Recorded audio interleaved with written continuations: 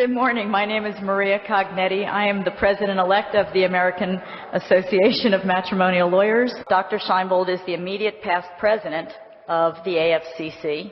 He is the past president of the Academy of Family Mediators.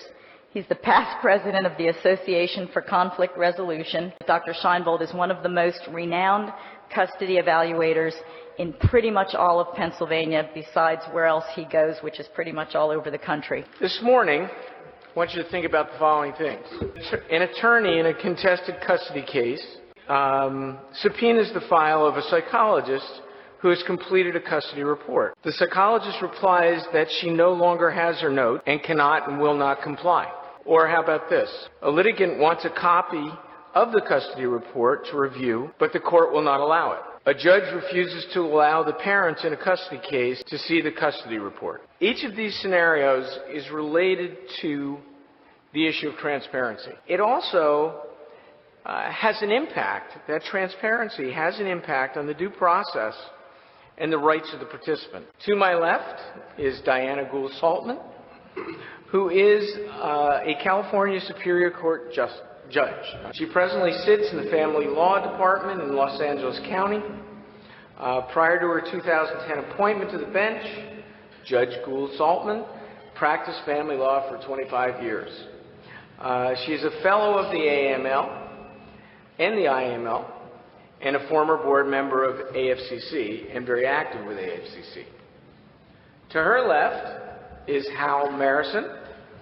He is the managing partner of Marison Abramowitz, his partner of whom, of course, is president of AAML, and Kahn, a New York City law firm specializing in family law.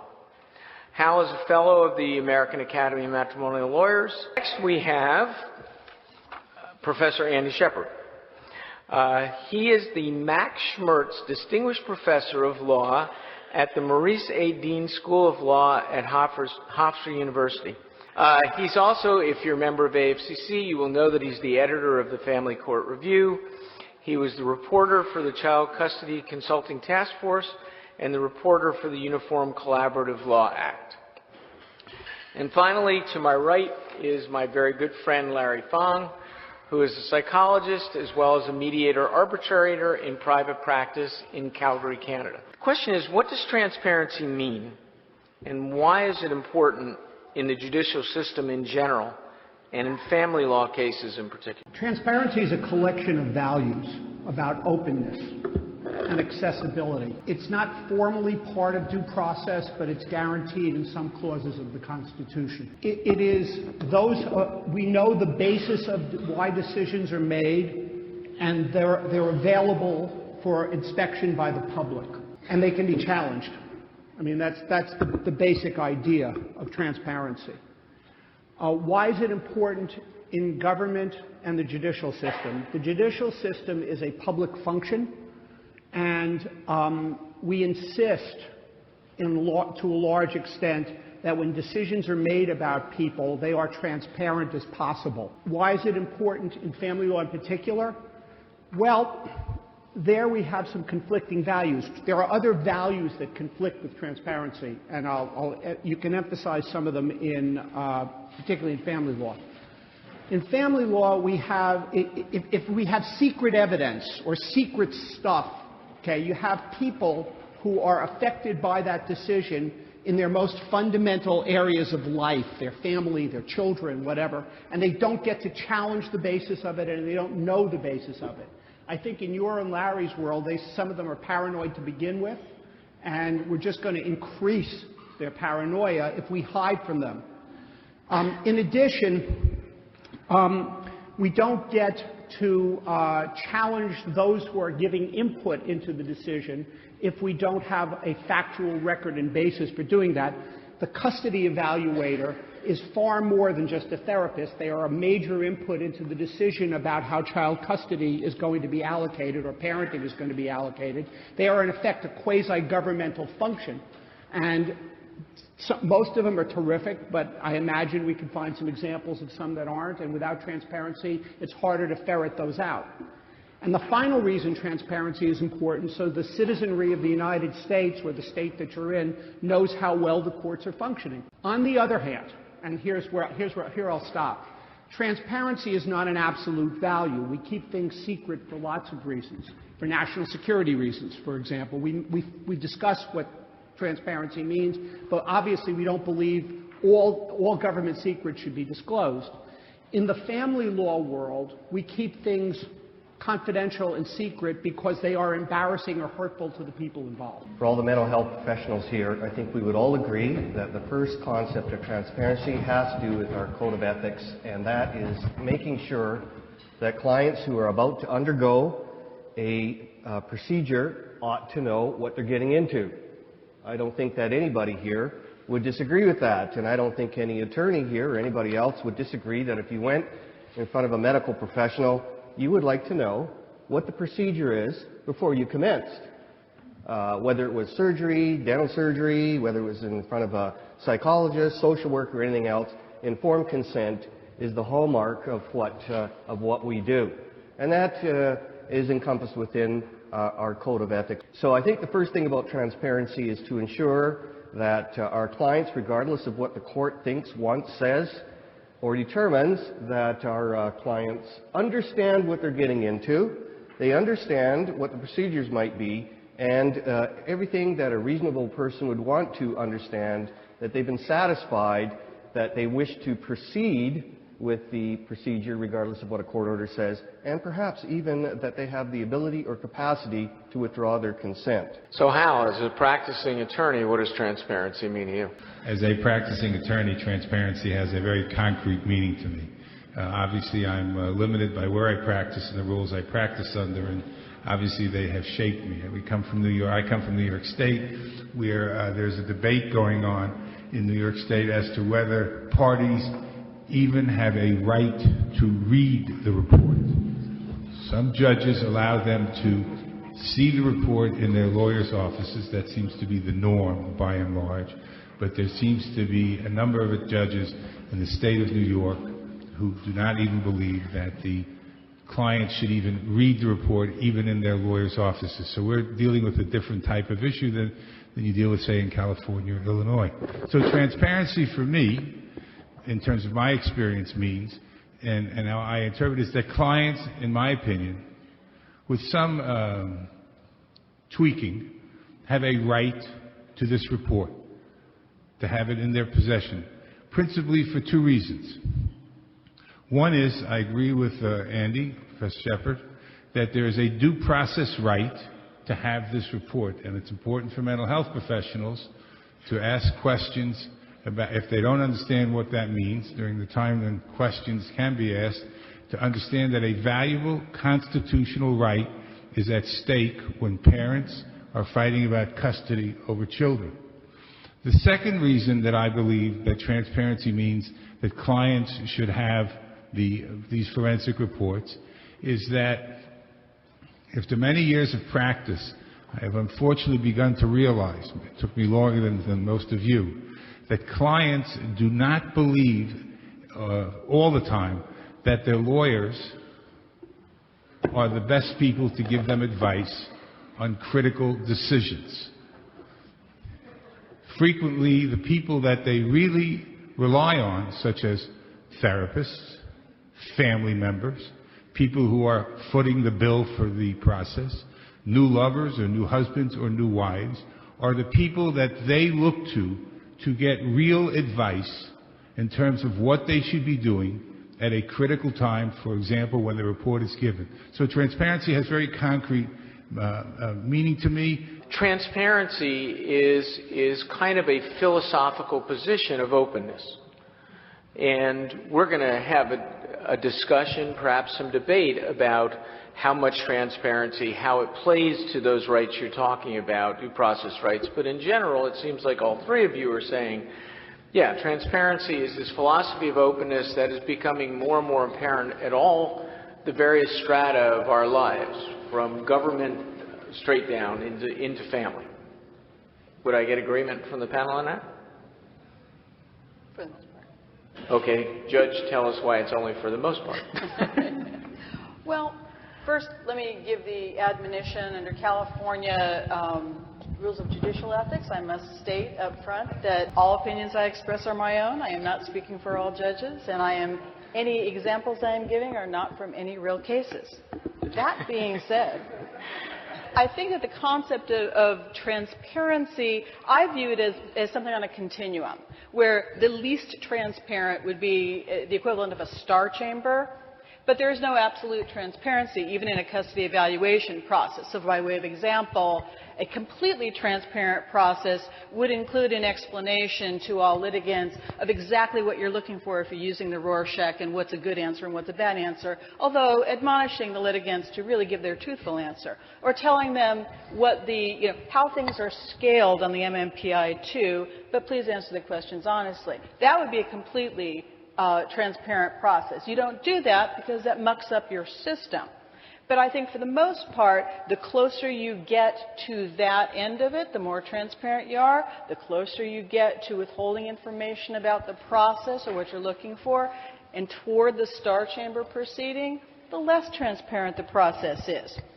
From the judicial perspective, I look at myself in the custody context as having two obligations. My first and primary obligation is that I am a guardian of the process. When it comes to having an order for a custody evaluation to occur, my obligation is to make clear, and I think secondarily it's the obligation of the attorneys, the mental health professionals, but my primary obligation is to make clear to the parties what they're getting into, what the purpose of it is, a clear description of the process that includes the risks and benefits. And I think I'm going to do that in a more general way, but the attorneys will be discussing it with their own clients, assuming the clients have attorneys, and that the evaluator will be discussing it. In my jurisdiction, they'll be required to do it in writing in addition to describing it verbally. But that my secondary obligation, or at least co-equal obligation, is to make sure that if I'm making custody orders, I am making orders that are in the best interest of the children under the given circumstances. So best interest, whatever that means, and different jurisdictions have different definitions, are going to be contextual. So the transparency of the process is really, really important, because I think without the greatest degree of transparency, the parties can't meaningfully participate. The evaluator then isn't getting the best information, and then if it does come down to the court, neither am I. It means that I expect that there are some things that are going to be unknowns. You're not going to be explaining what you're looking for in psychometric testing, because to do so would qualitatively affect the information you're getting and possibly corrupt the information you're getting, and then that would affect the validity of the information you're going to be providing either to the court or in the context of the evaluation process. On the other hand, the more information you provide, the more likely it is that parties who understand what the process is and understand what you're looking for will either consciously or, I think, unconsciously, even if they're acting in good faith, find some way to game this. And I guess the best analogy is we'll try to look good, whether they're doing so in order to put on a false light of being a better parent than they are, or even subconsciously just trying to put their best foot forward, which I think most litigants in custody evaluations do. Dawn on me, there's another level of transparency. Do we expect litigants to be transparent with us when they come in and say, well, I'm really doing this because my attorney told me to do it, but I've never really put my kid to bed at 9 o'clock? You know, welcome to the Star Chamber.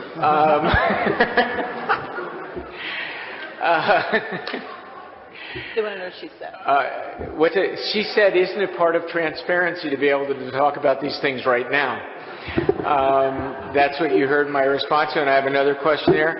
Well, I'm a pretty democratic sort of guy, so I see you. I did not.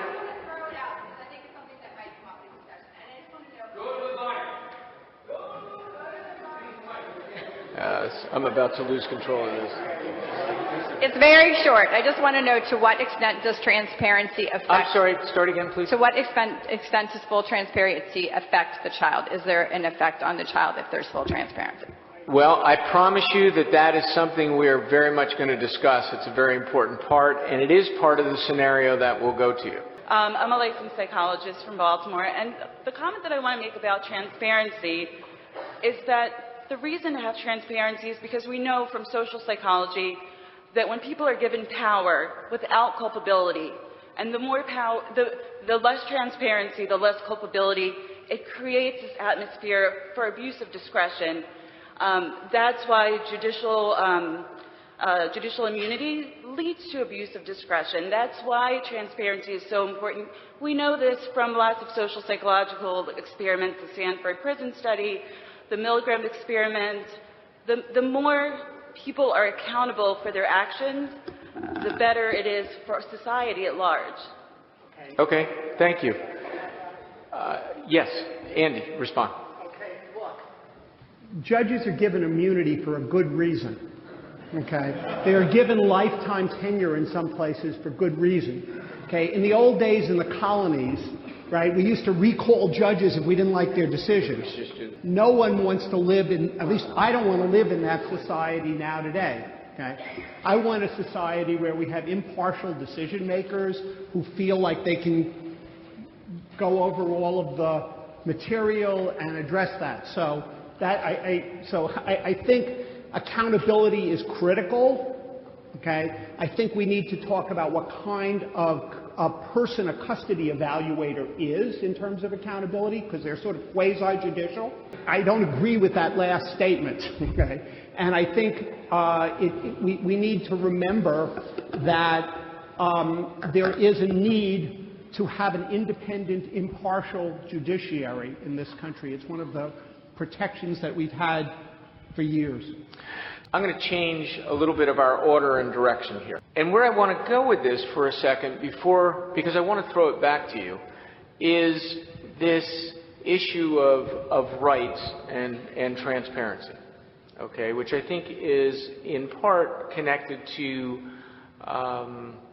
two of the comments that we've received. Certainly, in a philosophy of transparency, we're trying to deal with issues of credibility, issues of bias, fairness. It's not simply information. There are attitudinal aspects that transparency help with. Empowerment, responsibility, the types of things that you've just mentioned.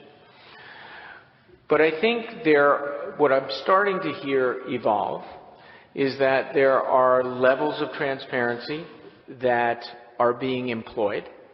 I mean, I've heard that there may be multiple filters that are occurring in this process, each of which at an individual level, whether it's the forensic evaluator, the attorney, or the judge, or the parent, kind of decide what needs to be transparent and what doesn't, which creates these levels.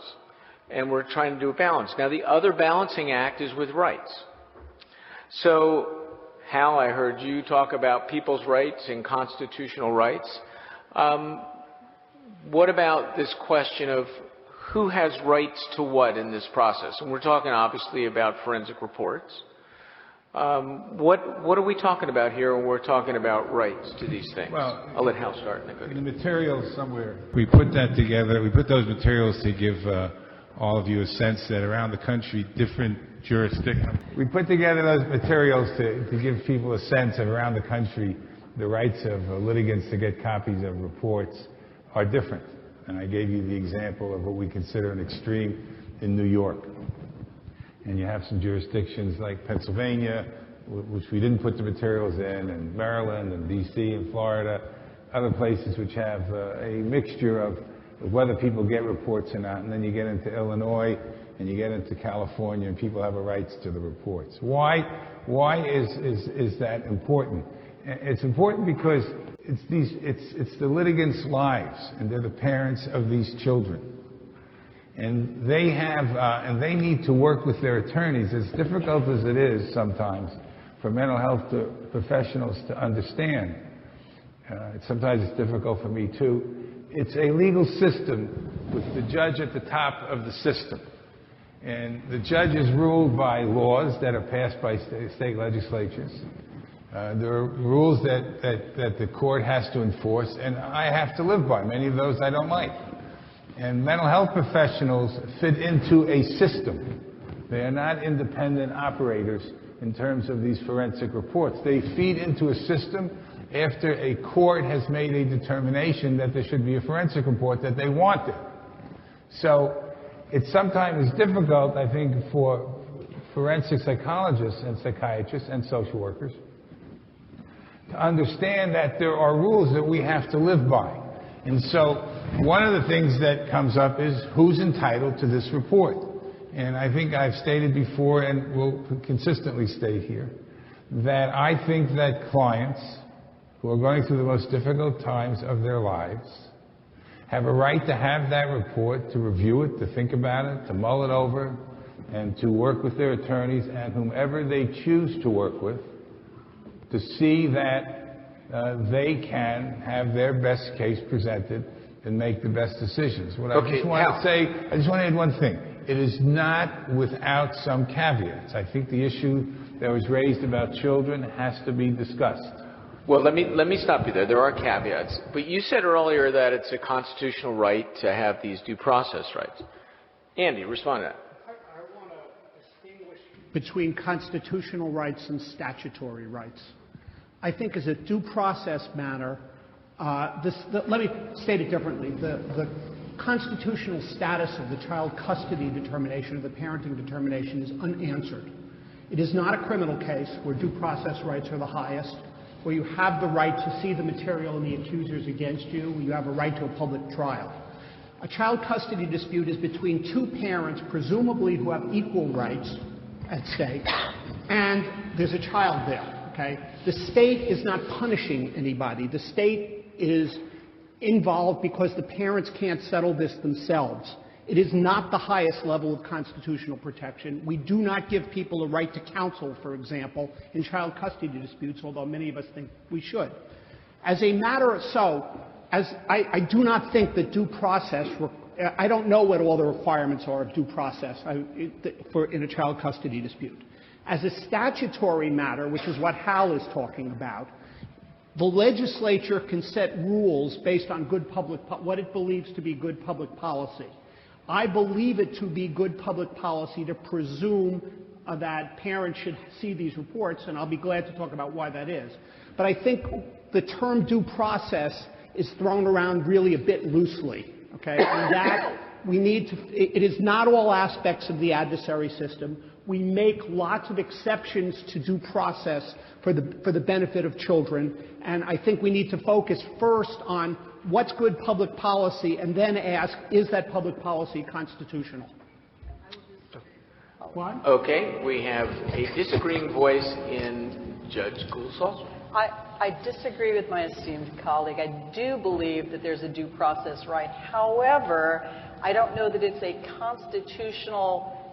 a constitutional right in the sense of a Fourth or Fifth Amendment due process, which specifically addresses the rights of criminal defendants.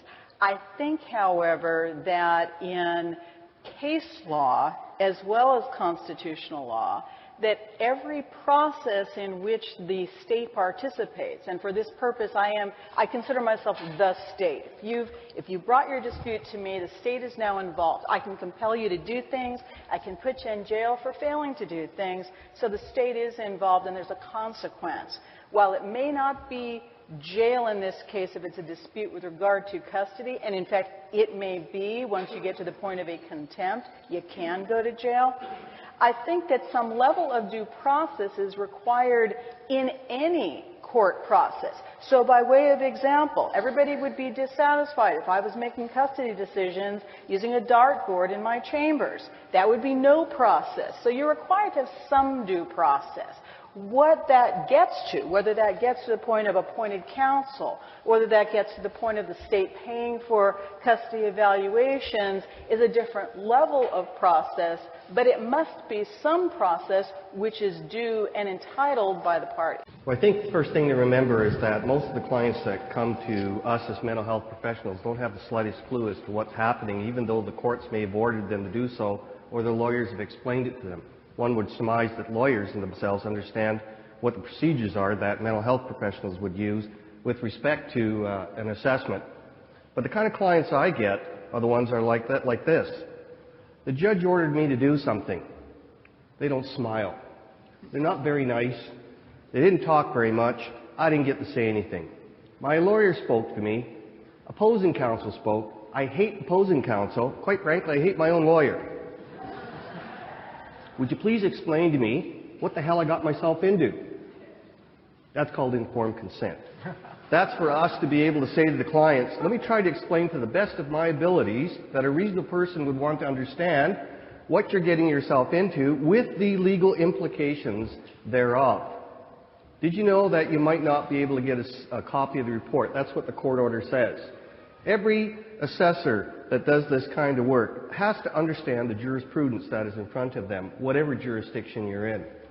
And you have to explain that to a client in the most reasonable way, not the highest standard. Yeah, I'm going to tell you what's the components of an MMPI and stuff like that. For God's sake, when you go in for surgery, they don't tell you everything anyways. So it's what a reasonable person would want to understand so they could continue in this collaborative event, which is between you and them. And then we take that into a legal arena. And as you can see, between the people on the panel, there's some friction here as to how we think. And there's some friction between the clients, how they think. So I think it's important. I'm really interested when Dr. Scheinbold shuts us off a bit to be able to hear what you think, because that's the magic. There's a bunch of talking heads up here otherwise. Well, the only thing I would add to that is don't forget, for the attorneys out here, and you heard it somewhat in John's presentation yesterday during the plenary, and you'll hear it repeatedly in some of the deconstructing custody evaluation workshops, or Tim Tippin's way of killing us when we're on the stand workshop, which is renamed by me, that there's an expectation of a standard of practice that we follow that includes tremendous amount of transparency. And an expectation that we will stick to that standard and give that level of transparency. But as Diana noted, I'm not going to tell clients what I'm looking for in the MMPI prior to them taking it, that sort of thing. So here's what we're going to do at this point. Oh, the other thing I would add, by the way, Larry, is that even when we're talking to the client and going through our due diligence and openness about the process, we also have this incredibly frightened, angry, perhaps depressed individual in front of us who, if they remember a third of what I tell them about in the orientation, that's pretty darn good. So to believe that they have an understanding even at the end of multiple orientations is a pretty bad belief to have. So even if you're being transparent, doesn't mean that the person can see. Okay, so first of all, our table was not in full agreement about this, and I'm a mental health professional, so I'm coming at from that perspective. I think the custody evaluation process puts people in a position of disclosing all kinds of things that they might not necessarily disclose in public. So they're opening themselves up to things like the MMPI, which could potentially put them in a category of having a personality disorder, which could be extremely stigmatizing and detrimental to their lives. And I think that by disclosing the full report to the other parent, you're putting that parent in a position of having information that then within the system, of the family system, they could use to have their child look poorly upon the other parent, which could affect that parent-child relationship between the other parent and the child. So I have real problems with disclosing the full report, even having the other parent reading the full report. I think that there should be some sort of system by which the person writing the report could summarize the findings or summarize the recommendations in such a way without disclosing all the information that went into those decisions. If it eventually went to a trial, I'm not a litigator, so I don't know how that works, but if there's some way of providing that information without necessarily disclosing all of that background information, which then could really potentially harm the parent or the parent-child relationship long term. So this particular position or view is that total disclosure of the report, and I guess underlying data should not occur because there is the possibility of too many detrimental impacts. Can I just say? No. I got to go to other people. Well, I do have that situation. An evaluator will only give her findings and not the reports. Back. Okay, this side. My first reaction as I heard all of this was to refer everybody to anti-transparent processes. I think that the child custody evaluation is a tool in the court process. While lots of folks are trying to do good things with it for families and children and protect and so forth, I think much more of these cases should be sent to ADR first. Now, the response you usually get to that is these people need it because they're continuing to litigate. At least where I'm from in New York, there's no screening process. Everybody goes to court. And more of these disputes should be settled in a confidential setting where you can deal with the problems without having to worry about disclosure to litigants in court and cross-examination. My second point that I heard coming out was a range of what I would describe as due process transparency, like the last group. No due process, no transparency. Second to last group. Second to last group. Here's... Meaning that, and just so we clarify, I think Andy is referring to the commentary that nobody should get the report, right. Nobody should see the data, some way the information is being told to them for hearing. And that's where Her Honor and I agree, although we may not agree on the scope of all due process protections, that would probably constitutionally trouble me. Okay? The reason it would constitutionally trouble me is it deprives the litigants of the opportunity to get information to cross-examine basically. And to the extent that due process means something significant, it means you have an opportunity to challenge people who are making conclusions against you. Right? And if you don't have access to any of that information, you don't have due process. I heard also a bunch of wonderful suggestions for therapeutic interventions and all that, and I'm in favor of all that. I think we need to put that in some context, folks, however. 70% of our people, and we're going to talk about that next hour, in some urban areas do not have lawyers, okay, in divorce cases, all right, or parenting cases. So I'm trying to think about how that we're going to pay for all those therapeutic interventions and how we're going to deal with it, or are we going to limit and segment what we are saying here to people who can afford the kinds of interventions we're talking about. The final point is I thought the suggestions were incredibly creative and thoughtful and fun to listen to, but they need to be weighed against due process values and transparency values against them. And I think you heard a relatively good range of them with different weights on the scales. Should clients get the reports, or the litigants?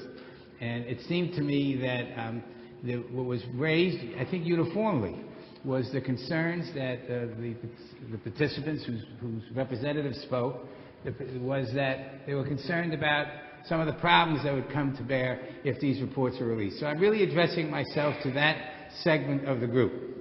When I spoke and said that I thought reports should be given to the parties, I said with tweaking. It was not a uniform thing. You give them the reports without any rules governing how they can be used or not used. The issues of personal safety to evaluators, it's certainly an important issue. Some of the issues relating to disclosure to children are certainly important issues. What the mental health professionals should understand that we frequently have rules which say the judge is supposed to do X, Y, and Z, except where good cause is shown. So I think the system itself, will permit that if the parties have those reports, that where good cause is shown, that you can vary that procedure. Now, Arnie asked me a question. We had a debate yesterday at the table, and he raised a situation where, some kid finds out that obviously you shouldn't show the report to kids, but sometimes they find them one way or another. And it's not good. By the way, Arnie didn't say you shouldn't show the report to kids. The question was, should kids see reports? Right. But that the kids find out that their mother was, I think the example we used, hypothetical, was a stripper. I would never say that. She was an exotic dancer. An exotic dancer. And we can't, as lawyers, and I dare say as mental health professionals, and perhaps even as judges, We can't write rules to protect that will guarantee the protection of every single person in this, who's participating in this process. As much as we would like to, we can't. And the role of the mental health professional in this process is, I hate to tell you this, is a relatively, it's only one part of the process. Because in most states, you can't just take a report, the judge can't take the report and say, the forensic said this, I rule this way, because they're going to get reversed, because they have to look at other facts and circumstances that go into it. So I would say to those of you who have articulately raised the issues of the problems that would exist, you know, if everyone got the report, there are methodologies to protect that, but they are not perfect. And so what you, and I was speaking, I think to somebody from Illinois, I don't know, I won't say who it was, so it didn't authorize me to quote him, but he said, by name, but he said, they are the parents. Ultimately, it's the parents who have placed their children in this position. Most of these children will not be, frankly, any much worse off after the report than they were before. And so I think we need to try to figure out how to allow the parents to do and the lawyers to do what they need to do. And of course, where it's appropriate, for good cause shown, issue those types of protective orders that need to be done. So I got a question after Hal's comments here. And I want to throw it out to you all and just kind of raise your hands. And this is for the attorneys. How many attorneys within their jurisdictions, whether it's specific to a given judge or the bench in general, are concerned that whatever the forensic evaluator puts in his report or her report is what the judge is going to rule? Raise your hand. In fact, I think, I don't know, Darren, if you raised your hand or not, there are certainly judges in the jurisdiction the jurisdictions where I write reports, that I pretty well know the judge is going to go along with the recommendation that I throw up there. I mean, barring some extraordinary circumstance that is likely to happen. So is part of the transparency to let the client know that? It's transparency of that system? I think most lawyers, and Hal can help me out, but I think most lawyers they don't explain it that way, that you're going to, whatever the forensic says is going in the judge's decision. But I think most lawyers do emphasize the importance of the forensic evaluation as an input into the process. And I actually think it probably would be close to malpractice not to do that. Andy's right. I think obviously, you know, you tell clients and uniformly that this report is a very important part of the process. And, you know, the report's what the report is. And does it lead to settling most cases? Yes. It leads to settling most cases. It leads to a more, maybe not great negotiation, but somebody usually comes out in a better position than the other person, and you hope that people will be rational at that point because they have a document now. And if the document is equivocal, there's a greater likelihood that there's going to be continued struggle in the court system. So the answer is yes. Okay, Larry, do you think that mental health professionals are unaware that we're just one piece in the system? The way that I've been trained, I don't think anybody's any different, is that an assessment is just one little piece of a big pie that the court has to consider in terms of making the determination. The concept that my reports will be accepted or not accepted by the court, I gave up this idea a long time ago that I could second guess actually what a judge could think. And the reason for that is because there are many times when I think that the recommendations should be what they are, and the judges agree, and sometimes they say no, and they disagree, and I disagree. So I think that I wouldn't be telling clients professionally that judges accept my opinion, because if a lawyer can't write on a report that there's a good chance the judge will accept it, I'm not going to even go that far. Right. Diane. Well, in listening to some of the comments, and I do agree, I think if you know something about the judge before whom the case is being heard, I think it's the attorney's obligation to provide the clients information that they know about that judge that may affect their decisions about what evidence to put on in this or in any other context. But with regard to some of the comments that were made with regard to this scenario, I'm going to approach this from the perspective of the bench. And again, I'm not speaking for all judges. But assume for the moment that you rely on a judge to follow the rules that everybody has been given in advance. We've all been given, the rules of evidence, the rules of procedure, the rules that specifically pertain to the custody evaluation that's before the court. If you have a renegade judge that you can't rely on to follow the rules that everybody has agreed upon in advance, then that judge has no value in the system to you or anybody else.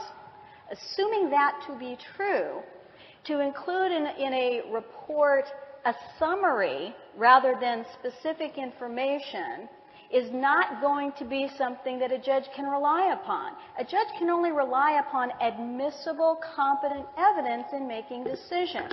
If you provide somebody with inadmissible evidence, including a professional opinion, for which you have not provided foundation, I can't even read that report. So that's not going to be particularly useful for the court. Now, you can do whatever you like before you cross my threshold. But if you're doing it for the purpose of having the court review it, assume that your judge is going to follow the law. Assume that if the law is what it is, and the rules are known by everybody in advance, that if you are telling your client, this is what the rules are, your facts are going to be applied to those rules, and either we're going to come to a settlement or a judge is going to make a decision, your clients would be devastated to find out the judge was making it up as he or she went along. And your advice would be worthless. So you want judges who follow the rules that you told your client about. With regard to having a hearing on the issue of whether or not the report should be released, that kind of is counterintuitive as well. Because I can't have a hearing based on anything other than what? Admissible evidence. If I don't know what's in the report, then I can't determine whether it needs to be disseminated. And I can't read a report unless the attorneys have read the report. Otherwise, what do we have? A star chamber where I have secret evidence that you don't know about. So that kind of makes it impossible for me to conduct that sort of a hearing. Somebody wrote saying psychologists are in a bind with respect to confidentiality and privilege. Now, I'm not sure what that bind is they were talking about, but assume there's a bind of some sort. So the question was, I think, to try to unravel this bind is, who is considered the client in a custody evaluation? Is it the litigants? Is it the court? And from that perspective, what rights are therefore entitled to each as the client? If this whole group was psychologists and you asked that question, there'd be a ton of debate and good fun about it. I think what you'd have to look at, of course, is what your regulatory bodies would think. And I think the majority of them may consider that the client is actually the person in front of you, although the venue is in a courtroom.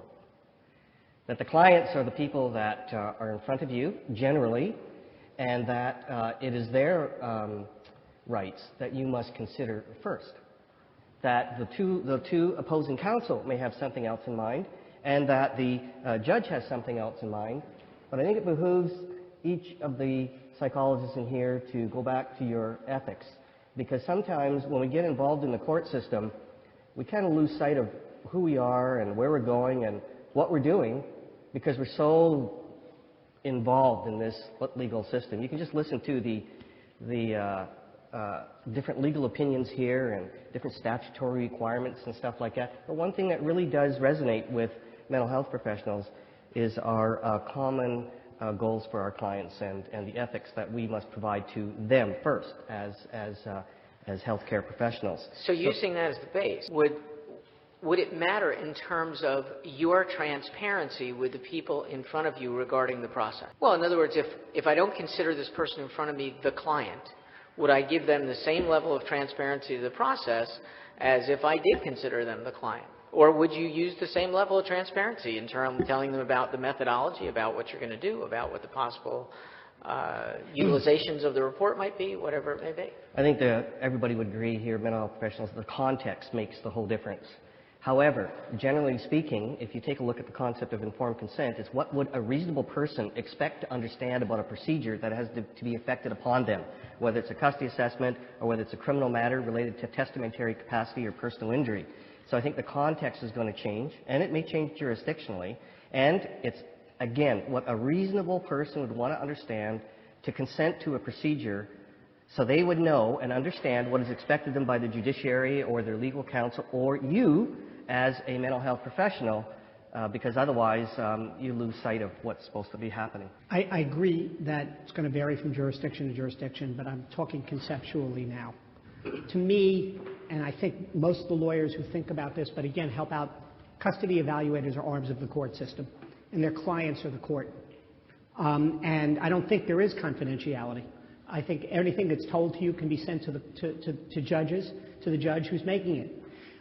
You have quasi-judicial immunity in most states, not to treat patients, but because you're aiding the court process in better fact-finding.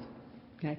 When I was on the Child Custody Consulting Task Force, it was absolutely dead-bang clear that most of the mental health people viewed their job as informing the court to make a better decision. Okay? So I think I understand the impulse to help. I really do. I mean, I really do understand the impulses about confidentiality. I really do understand. That's the mediation process. That's the process of therapy and healing, okay? This is a court process, and there are judicial rules and due process values at stake, and that's what, I just don't think that you can impose traditional confidentiality rules on that process. I think of it in terms of stakeholders. And I think that the bottom line is it's a little bit like the golden rule. You've got to be fair. You need to treat everyone with dignity. And so what did you tell them you were going to do? That's what you need to do. And that includes litigants, it includes attorneys, it includes the judge, it includes the kids, and it includes collaterals. Everybody is entitled in advance to understand how their part of the puzzle is going to be used in the process so that everybody has the ability to make a choice about whether they want to participate in this process. Thank you. Go ahead. I think there's some support for what Andrew said about lack of confidentiality across the board.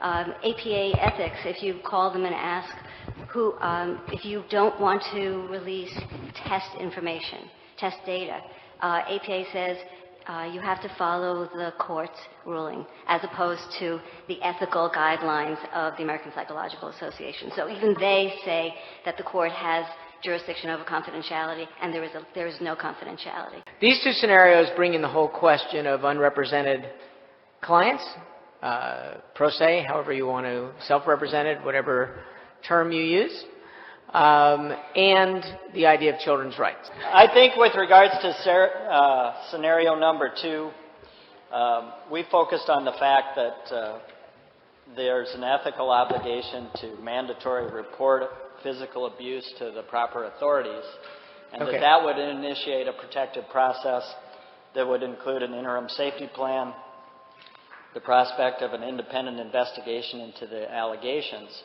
And in a state where there are more livestock than people, I will tell you that in my jurisdiction, which is South Dakota, we have a statute that says that it is discretionary in these types of cases to appoint an attorney to represent children, except in cases where there is abuse. And then our statute says the court shall appoint an attorney to represent the children. And so our last intervention would be to have an attorney represent the children. In scenario number 3, again, this was guided by the ABA standards on the representation of children. An attorney is obligated to represent their interests, to participate in all the proceedings, and to present evidence, including the child's testimony. We also know from the National Association and Council for Children, that the studies all seem to agree that children do better when they're involved in these processes, particularly at age 14 when they're able to appreciate the issues, understand legal advice for the most part if presented in a proper way, and that there's even a constitutionally protected right for children to testify in custody proceedings, and they can be called by either parent. Okay. So one of the options that you've said is that this would be mandated reporting, and so there would be a separate process in effect. I guess my question, and I'm not asking you to answer this because I don't want to tackle you, the question that arises, if it's an unfounded report or not indicated abuse, does that really change the potential damage of a report being released, which still discloses this? So there's that component for me in that. Okay, this side. I'm a social worker, and we were talking both with lawyers and psychologists, and our states are so different. I had a case that was so similar to what you reported, and I can only tell you what I did.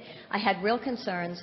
It wasn't reportable abuse that DCF would have gotten involved in, but I really feared for the children's well-being. So I called the assistant magistrate and actually emailed her and just said, I have real concerns in this case. I'd like to file an interim report. She said, make a motion. In my state, I can do that. I don't have to be an attorney. And he accepted the motion. I did an interim report, and then we had a hearing. I'm some distance from the court, and he allowed me to be on the phone because it was like immediate, and I had patients and everything. And there was a hearing, and he switched custody till the end of the GAL report was filed. Okay, so that's one example of what can happen. I've just got a question for my panel. Anybody have a response to that as a process? Which process? Well, here's the process as I heard in that the evaluator had some sort of an ex parte communication with the judge to set up, to file a motion, and that there was then an interim hearing, and I don't know if the evaluation was complete or not, but there was an interim hearing that switched custody based on whatever factors came out in that hearing. Anybody? Well, in my jurisdiction, you can have communications with the court so long as they're ministerial. So you can't have a substantive communication with the court. You know, I have the following concerns without everybody getting that information. What you can say is, I have some emergency concerns, and for example, in one of my cases, I want to disseminate the report to the court, but everybody should be there and receive the report at the same time. When you see the report, then you can decide what you want to do about that.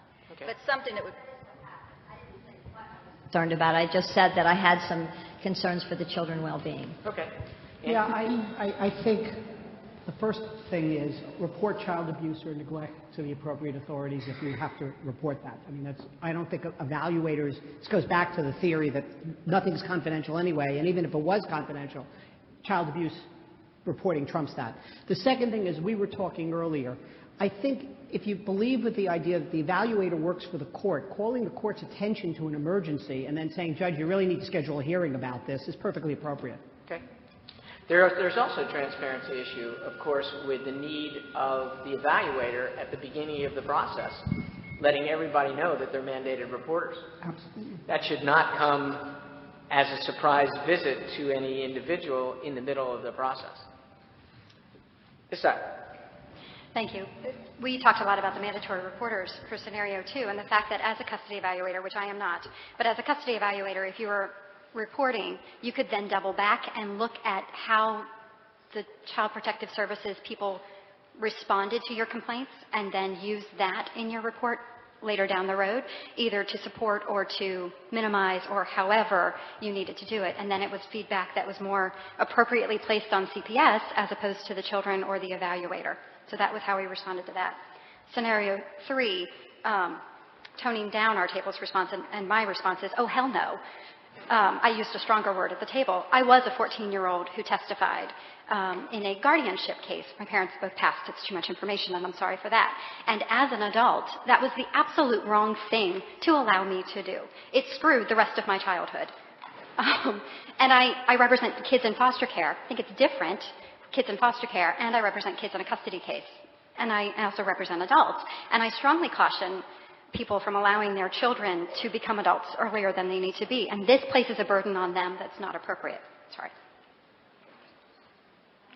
Yes. There was an interesting perspective raised by someone in our group, which is, how do you define abuse? So the issue was whether the evaluator had put forward the factors or the facts rather than the conclusions. So that was an important thing to consider. What was in the evaluator's report? And interestingly, a kind of a correlate to that is how might you know that if you didn't see the evaluator's file on top of that? What was disclosed? If it's just conclusory.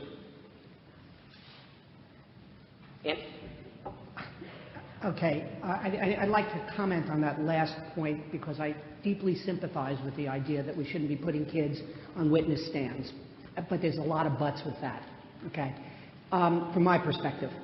The first but is it may well be appropriate to involve a kid in an ADR process, which is confidential and it doesn't go to the court system. And there's some research from Australia, okay, that suggests that. The second but is no kid should be involved, in my view, without a support system. And what I mean by a support system is either a lawyer or a therapist or somebody which says something like this to the kid. The adults are making the decisions here. You're the one, we're getting some input from you. This is not your decision, okay? This is, you're providing appropriate input. So we need to train our law guardians, our custody evaluators. I bet the custody evaluators pretty much do that now, to say, to take the kid away from responsibility for making decisions. Okay. The third thing I would say about this is I started a bunch of parent education programs and education programs for kids. What I heard overwhelmingly from them was not that they wanted to testify, but they wanted their parents to stop fighting. Okay.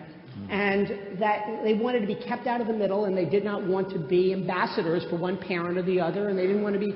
So again, that comes back to, okay, we're focused here on the adversarial process. Over the last 30 years, a whole alternative segment has grown up in family law in different places, okay? From a legal perspective, what's the right? To testify? Right. Well, as I understand the law, Diana and Hal can help me out, the general trend of custody law is the judge has the option, doesn't have to, and if the judge does, and that practice varies from judge to judge.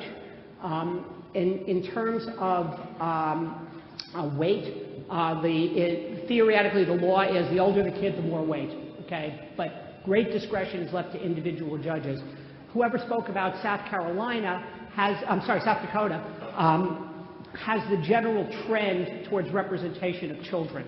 Lawyers for children are generally, even in custody cases, are generally not thought about as guardians ad litem. They are thought about as representing the preferences of the kid and acting as lawyers for them. That's generally the trend, although I can't say that's universal. It's not.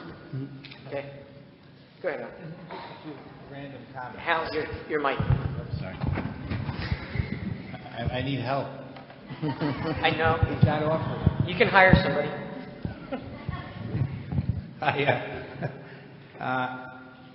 I think in different jurisdictions, obviously, the relationship of the forensic to the court is different. Not surprisingly, in New York, the forensic is not supposed to have ex parte communications, even of that light nature. And obviously, we've had discussions with forensics in New York when they have this kind of situation. The question is, they're not parties to the litigation. There's no procedure for them to file motions, and I've never seen one, although it may have happened. They're wary about spending their own money to hire lawyers to file these motions, which may be received or not.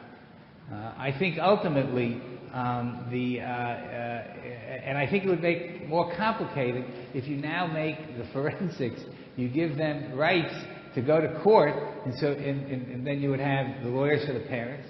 In New York, invariably, you have attorneys for the children, and then you would have now attorneys for the forensic. It becomes a colossal mess. I think the parents are still the parents, even though they're litigated. And I think Pam and I just briefly chatted. If we had this second scenario, the next morning, to the extent that it's possible, and it is, we would be in court. We would be in court asking for an ex parte application to provide some guidelines in terms of how this report gets distributed and seen and used, and what would be to happen with the children. I mean, it's the parents ultimately it's their job. It's their job ultimately to protect their children, and we think that would be the way that I would approach that issue. Thank you. Go ahead. Next person, Mike. At our table, we talked about the parenting plan evaluator, instead of putting disclosures from the children in to the report directly, would use more, I observe, I hear from the father, or in my opinion, I believe the children are afraid or whatever, in an effort to protect the children in certain scenarios like that. So and this may be a little challenging, you are not being fully transparent with the data that you have with respect to that situation. Yes, that's true in a way. In order to protect the child, if we think putting in there the disclosure that the child said, my dad beat me, I mean, and this is putting aside the child abuse reporting, right, because that's a given. But if the child abuse reports have been made and they come back saying we're not sure or maybe it's there, then as an effort to protect the child, we might try to take some of that responsibility instead of the 6-year-old said, blah, blah, blah. Yeah. Okay, follow up. So you're on the stand and they ask you why you said that. Would you then disclose? I'm not going to lie on the stand, yes. Well, I didn't say you were lying before then. That's you. Right. Shading, maybe. At least in our circuit, we would be able to perhaps, in answering the question, expand on it a little bit to the judge as to what our concerns might be. Okay, thank you.